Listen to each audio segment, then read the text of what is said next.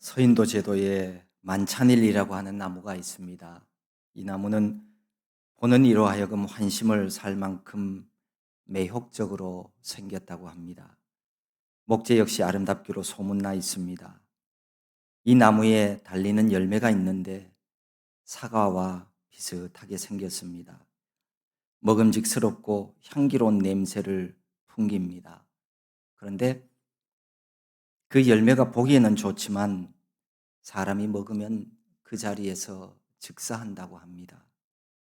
독성이 얼마나 강한지 피부에 그 열매의 즙이 닿기만 해도 물집이 생기고 때로는 심한 통증을 느낄 정도입니다. 이 나무 열매처럼 매력적이고 아름답다고 해서 그것을 덥석 물면 큰일 나는 일들이 있습니다. 하다못해 물고기들도 보통 낚시 미끼를 한꺼번에 탁 물지 않습니다. 몇 번 톡톡 쪼아 보고서 그 미끼를 기술적으로 따먹고만 가죠. 그만큼 물고기도 눈치가 빠르다는 겁니다. 그런데 어떨 때 보면 사람들은 유혹에 참 약한 것 같습니다. 의심을 하면서도 혹은 유혹이라고 하는 것을 알면서도 미끼에 손을 대는 경우가 많습니다. 유혹에 약하고 어리석은 존재, 그것이 사람이 아닌가 생각이 됩니다. 2차 세계대전 때 수많은 유태인들을 학살한 아돌프 히틀러가 이런 말을 했습니다. 사람들은 아무리 말이 되지 않는 말이라도 6번 정도 지속적으로 들으면 그 말을 믿는다. 지속적인 반복에 넘어가기를 잘하는 것이 사람입니다. 말 같지 않는 말이지만 달콤한 것으로 포장해서 반복적으로 계속 들려주는 것이 사탄입니다. 보기에 좋고 먹음직했던 에덴 동산의 선악과와 같은 유혹들 참 조심해야 합니다. 처음에는 아니라고 거부하다가 그것이 계속 반복되어지면 사람들은 어느덧 사탄의 유혹에 넘어가고 맙니다. 나중에는 그 길이 멸망의 길이라는 것을 알고도 빠져나오지 못하는 이들도 있습니다. 유혹하고 시험해서 예수 그리스도를 통한 영생의 길에서 벗어나도록 하는 것이 사탄이 하는 일입니다. 마귀가 하는 일입니다. 정말 조심해야 합니다. 아무리 보기에 아름다워도 가까이 하지 말아야 하는 것이 있습니다. 아무리 귀에다 대고 달콤하게 속삭이는 말이라고 할지라도 듣지 말아야 할 말도 있습니다. 잘 구별하며 살아야 하는 것이 신앙생활을 잘하는 비결입니다. 하나님 자녀들은 마귀가 주는 유혹의 시험들을 분별력을 가지고 구분하며 이겨내어야 합니다. 악한 자의 유혹과 시험에 잘 넘어지는 자가 누구냐 하면 잘 흔들리는 사람입니다. 조그마한 환경 변화와 물결에도 누구의 말 한마디에도 갈팡질팡합니다. 이리 갈까 저리 갈까 혼란스러워합니다. 우리가 잡고 있는 것이 참된 진리라면 적어도 진리를 잡은 사람은 그렇게 해서는 안 됩니다.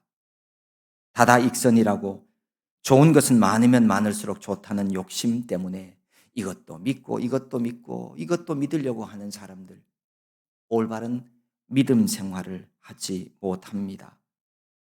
진리라고 하는 것은 하나이면 충분한 겁니다. 사도 바울에 의해 고린도 교회를 향해 쓰여진 고린도 전서 15장에 보면 이렇게 말씀하십니다.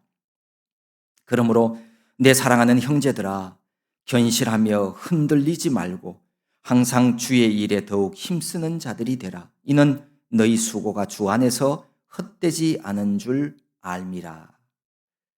하나님께서 우리 구원받은 성도들을 이 세상에 두신 이유가 있습니다. 주의 일에 힘쓰는 자들이 되도록 하기 위해서입니다. 이 땅에는 복음이 필요하고 구원자가 필요합니다. 하나님께서 이 세상에 구원자를 보내어 주셨지만, 구원자가 오셨지만 사람들이 알지 못하기 때문에 바로 그 구원자, 그분을 전하는 증인들이 필요합니다. 이 일을 위해 우리를 그리스도의 편지로 이 세상에 보내셨습니다. 그러므로 이 세상 삶은 내 욕망을 채우는 이기적인 삶이 되어서는 안 됩니다. 물론 하나님이 인간에게 주신 모든 일상생활이 의미 없다거나 그것 아무것도 하지 말라는 뜻은 아닙니다. 장차 들어갈 그 나라를 위해 힘쓰십시오. 그 일에는 썩지 아니할 면류관 상급이 있습니다. 우리 인생 하루하루가 얼마나 귀중한지 모릅니다. 아끼고 소중히 여겨야 합니다. 허비하지 말고 세월을 아껴야 합니다. 그러다가 아니 벌써? 그러면서 인생 종치는 거예요. 그런 인생들 참 많습니다. 우리는 모든 삶의 순간마다 하나님의 말씀대로의 삶을 살아야 합니다. 내 만족과 내 유익만을 위해서 살아가지 마십시오. 그는 하늘 백성이 아닐지도 모릅니다. 우리 주님 부탁하신 그 나라를 위해서 일해야 합니다. 그 모든 수고는 하나님 앞에서 결코 헛되지 않습니다. 그러나 이 세상에서 내 만족을 위해서 내 계획하에 아무리 열심히 일해도 남는 것은 아무것도 없습니다. 이 세상에서 항상 주의 일에 힘쓰는 자가 되기 위해서 우리가 극복해야 하는 일이 있습니다. 사탄의 유혹과 시험입니다. 굳게 서서 흔들리지 않아야 합니다. 흔들리는 일이 자주 일어나면 천성을 향해 전진하지 못할 뿐만 아니라 언젠가는 넘어질 수밖에 없습니다. 믿음 위에 굳게 서십시오. 반석 위에 굳게 서야 합니다. 그러지 않으면 내 몸이 항상 이렇게 흔들립니다. 흔들리면 주님이 내게 주신 사명을 감당할 수 없습니다. 내 몸 하나 가누지 못하는데 어떻게 주님이 내게 부탁하신 일들을 감당해낼 수 있겠습니까?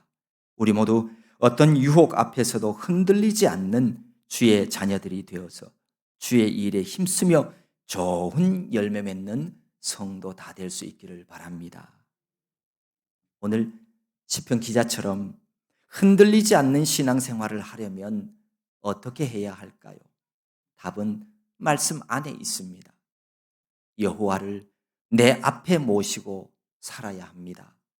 내가 여호와를 항상 내 앞에 모심이여 그가 나의 오른쪽에 계심으로 내가 흔들리지 아니하리로다. 하나님을 내 앞에 모시고 살아간다는 말은 철저한 여호와 중심의 삶을 말합니다. 모든 판단과 행동의 근거를 내 앞에 계신 하나님의 뜻에 맞춘다는 말입니다. 하나님의 뜻을 존중하고 따르지 않으면서 내가 하나님을 모셨다. 이거는 올바르지 않습니다.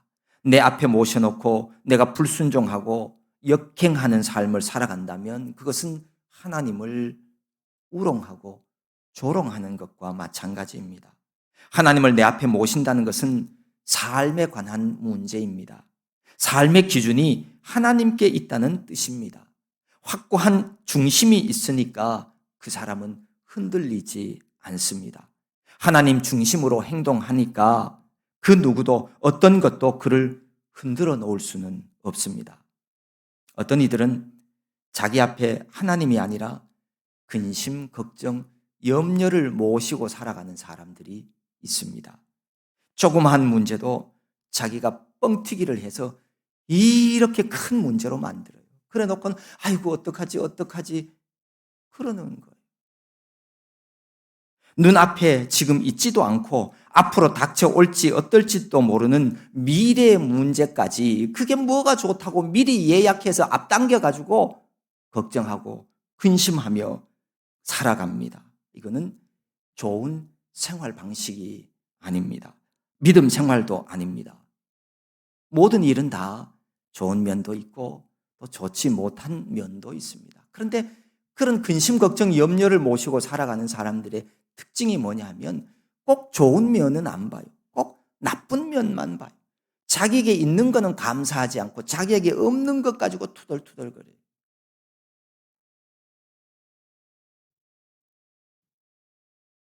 근심, 걱정, 염려, 두려움으로 우리의 삶을 채우기에는 우리 인생이 너무 짧습니다. 금방 지나갑니다. 하나님을 모시고 사십시오.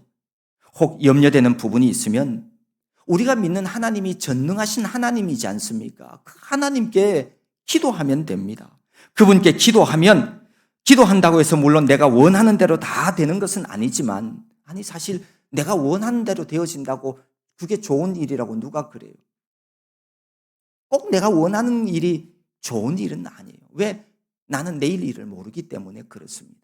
우리가 전능하신 하나님 앞에 기도하게 되어지면 적어도 하나님의 뜻을 이루는 하나님의 백성의 삶을 살아갈 수가 있습니다. 내 삶의 방향을 우리에게 복 주시기를 원하시는 하나님을 향해서 늘 맞추며 살아가시기를 바랍니다. 성경에 오른손, 오른편이라고 하는 것은 하나님의 절대적 권세와 권능, 힘을 상징합니다. 그가 내 우편에 계심으로라고 하는 말은 하나님께서 나의 절대적인 힘이 되어 주신다는 의미입니다. 능치 못함이 없으신 하나님이 나를 도와주시는데 내 몸을 꼭 붙들고 계시는데 어떻게 흔들릴 수가 있겠습니까? 흔들리지 않습니다. 아무리 엄청난 지진이 나도 세상이 한다고 할지라도 말입니다. 시편 62편은 이렇게 말씀합니다. 오직 그만이 나의 반석이시요 나의 구원이시요 나의 요새이시니 내가 흔들리지 아니하리로다. 하나님은 견고한 반석이십니다. 하나님은 어떠한 음침한 사막의 골짜기에서도 나를 건져주시는 전능하신 구원자이십니다. 악한 원수 마귀의 어떠한 공격에도 나를 안전케 지켜주시는 요새가 되어주십니다. 그래서 내가 흔들리지 않습니다. 여러분은 하나님을 내 앞에 모시고 살아가고 계십니까? 나와 동행하시는 하나님의 숨결, 나를 사랑하시는 하나님의 채취가 느껴지십니까? 느껴보세요. 하나님은 지금 이 순간에도 나와 함께 하십니다. 하나님은 우리의 생각 속에만 존재하는 그런 분이 아니에요. 실제로 내 생활 속에서 함께 하시는 분입니다. 그분이 내 앞에서 나와 함께 하시면 우리는 결코 흔들리지 않습니다. 성경에 보면 노와 분을 조심하라고 했습니다. 이것도 우리 믿음을 흔들게 만드는 요소이기 때문입니다. 왜 우리가 자주 화내고 분노하게 되는지 여러분 생각해 보셨습니까? 사람은요, 자기 나름대로 이 자기 안에 자기 기준이 다 있어요. 자기가 만든 거죠. 그 기준선을, 자기가 정한 기준선을 누군가가 넘으면 막 화가 나는 거예요. 그래서 노와 분냄으로 덕스럽지 못하고 하나님이 영광 가리는 성도 되지 않으려면 내 안에 있는 그 기준선을 더 넓히고 더 키우면 돼요. 그러면 화내고 노할 일들이 점점 더 줄어들게 되는 겁니다. 하나님을 나의 선한 목자 삼고 말씀 따라가면 됩니다. 사랑하라, 용서하라고 하는 우리 주님의 말씀을 가지고 살아가면 됩니다. 여호와 하나님을 내 눈앞에 모시고 살아가면 됩니다. 그러면 내 마음도 내 생각도 커지고 넓어집니다. 내 안에 있는 용서의 기준, 사랑의 기준, 그 기준선이 점점 더 커지는 거예요. 그래서 이제는 웬만해서는 화날 일도 없어요. 노하지도 않게 되는 겁니다. 이제 코로나 상황이 사실 좀 많이 좋아졌습니다. 물론 끝나지는 않았고요. 많은 이들이 이제는 산으로 들러 놀러 갑니다. 가을이 깊어져서 모두가 놀러 가는 계절이 되었습니다. 주위 친구들이 야, 우리 단풍놀이 가자라고 유혹하더라도 이거 가야 되나 말아야 되나 흔들리지 마세요. 주일 성수 잘 하십시오. 하나님을 내 앞에 모시고 살아가는 구원받은 성도라면 흔들리지 않습니다. 주님의 날, 주님 앞에 예배하는 일보다 더 중요한 일은 없습니다. 흔들리지 마십시오. 우리가 흔들리지 않는 신앙생활을 하려면 또 하나 잘해야 되는 게 있어요. 그게 뭐냐 하면 보는 일이. 본다라고 하는 말은 두 가지 의미가 있습니다. 눈이 감겨 있지 않고 떠져 있기 때문에 내 눈 앞에 있는 것이 내 눈에 들어옵니다. 이게 보이는 거예요. 또 하나는 내 시야 영역 안에 펼쳐져 있는 수많은 일들과 사물들 중에서 특별히 내가 주시하는 것이 있습니다. 많은 사람들이 있다 할지라도 내가 누군가를 특별히 이렇게 쳐다보는 거예요. 내가 의지를 가지고 특별한 어떤 것에 눈길을 가 있는 것, 이것은 보이는 것이 아니라 보는 것. 보이는 것이나 보는 것이나 잘해야 됩니다. 아니, 내가 눈 뜨니까 보이던데요.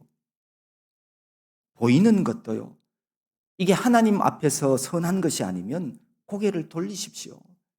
돌려야 돼요. 그거 쳐다보고 보인다고 해서 그거 보고 있으면 안 돼요. 우리가 보는 것도 그래요. 뭘 볼 거냐? 하나님 말씀으로 신중하게 선택 잘 해야 합니다. 눈은 마음의 창이라고 했습니다. 창을 통해 보는 것이 내 안에 들어오기 때문입니다. 보아야 할 것을 보지 않거나 보지 말아야 할 것을 보면 흔들리게 되어 있습니다. 우리가 마땅히 보아야 할 것이 무엇일까요? 내 자신이 누구인지를 볼 수 있어야 합니다.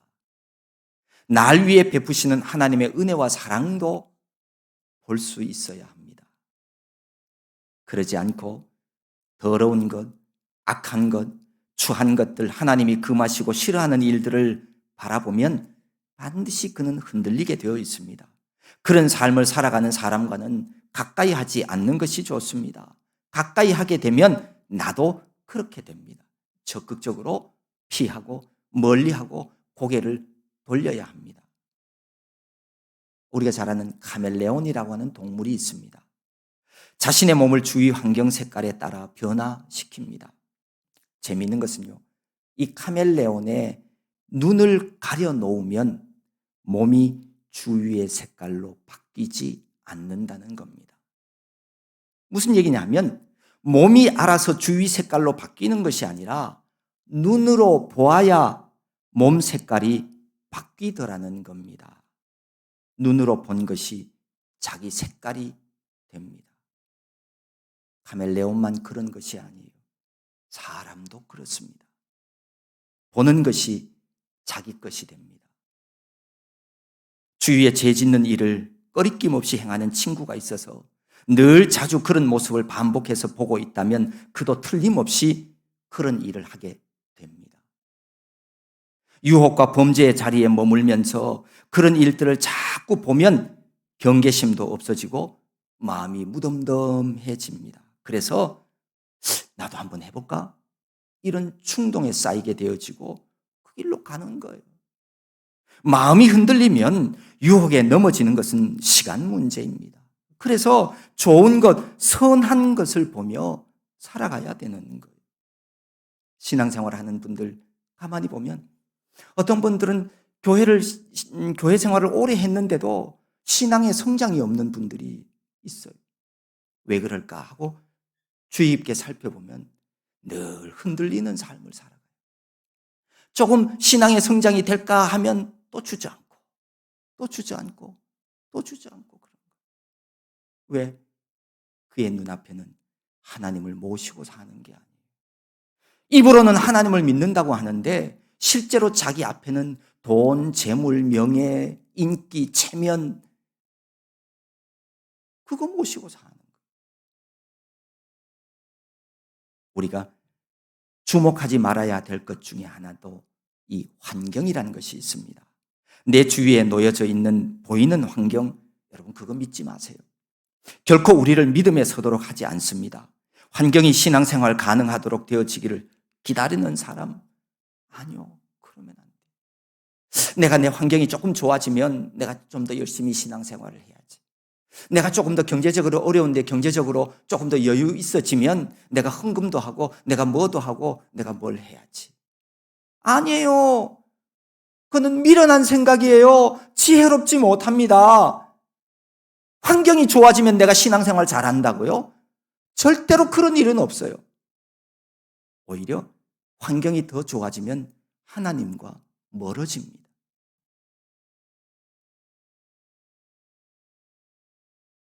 도리어 낭만케 하고 실망케 하고 하나님과 멀어지게 하는 것이 환경입니다. 환경은 말씀 따라 살아가지 못하도록 합니다. 하나님 사랑과 섭리를 감사하며 소망의 주님을 바라보게 하기보다는 근심과 염려 속에 빠뜨리고 주저앉게 만드는 거예요. 성경에 보면 예수님의 수제자 베드로 참 대단해요. 그는 유일무이하게 인간으로서 물 위를 걸었잖아요. 뭐 예수님은 예수님으로 이렇게 놓는다고 한다면, 그렇죠? 그 베드로가 예수님께 나를 오라고 해달라고 나도 걷고 싶다고 예수님이 오라고 그래서 물 위를 걸었잖아요. 그런데 그 물 위를 걷던 베드로가 주님을 바라보지 않고 발밑에 찰싹거리는 물결을 쳐다보다가 그만 물속에 빠지고 말았어요. 주님을 바라봤을 때는, 주님을 봤을 때는 물 위를 걸었어요. 그런데 바라보는 것을 바꿨어요. 자기 발에 찰싹찰싹 때리는 물결, 그거 봤어요. 그랬더니 물속에 빠지고 말았어요. 두려움이 믿음을 밀어낸 겁니다. 환경이란 베드로를 빠뜨린 물결과 같습니다. 환경은 우리를 두려움에 빠뜨리기 쉽고 근심과 염려를 줍니다. 주님을 바라보고 걸어가면 환경은 내가 걷는 길이 되고 나에게 도움이 되지만 주님에게서 시선을 떼고 환경을 바라보면 그냥 끝입니다. 환경을 믿거나 환경으로 인해서 절망하지 마십시오. 주어진 환경은 말 그대로 그냥 환경이에요. 믿음의 안경을 쓰고 보는 것과 두려움 속에서 바라보는 환경은요, 얼마나 다른지 모릅니다. 여호와를 항상 내 앞에 모신다는 의미는 다른 어떤 것이나 환경이나 사람 쳐다보지 않고 하나님만 바라보겠다는 말입니다. 내 눈으로 무엇을 보느냐가 중요합니다. 하나님만 바라보는 하나님의 사람 되시기를 바랍니다. 아름드리 나무들이 우거진 숲속에 살고 있는 한 마리 새가 있었어요. 어느 날 큰 폭풍우가 몰아치게 되었습니다.